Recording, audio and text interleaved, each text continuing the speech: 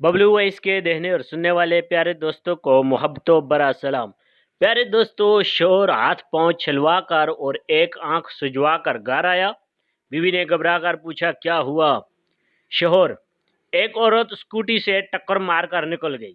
बीवी, स्कूटी का number note किया या कोई और बात जो उसके घर तक पहुंचा जा सके?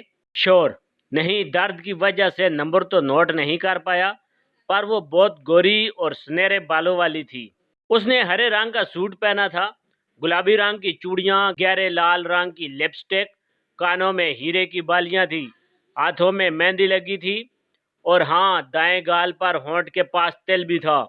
इतना बताने की देर थी, शोहर की दूसरी आंख भी सूज गई।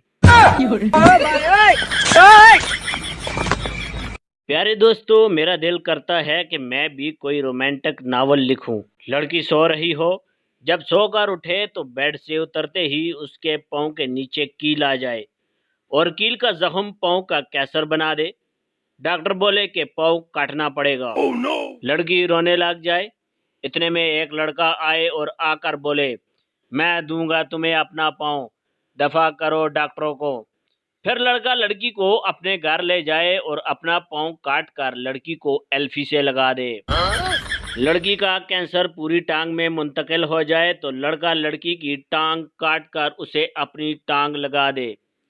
फिर एक दिन लड़की सड़क पार करते हुए ट्रक से टकरा जाए, उसकी दूसरी टांग भी टूट जाए। लड़का उसे अपनी दूसरी टांग भी काट कर लगा दे। फिर एक दिन लड़की जा रही हो तो रास्ते में दो गिरोह के बीच फायरिंग के तबादले से लड़की की आंख के पास से गोली गुजरे, जिससे वो अंधी हो जाए। लड़का अपनी आंखें चिमटे से निकाल कर उसे लगा दे।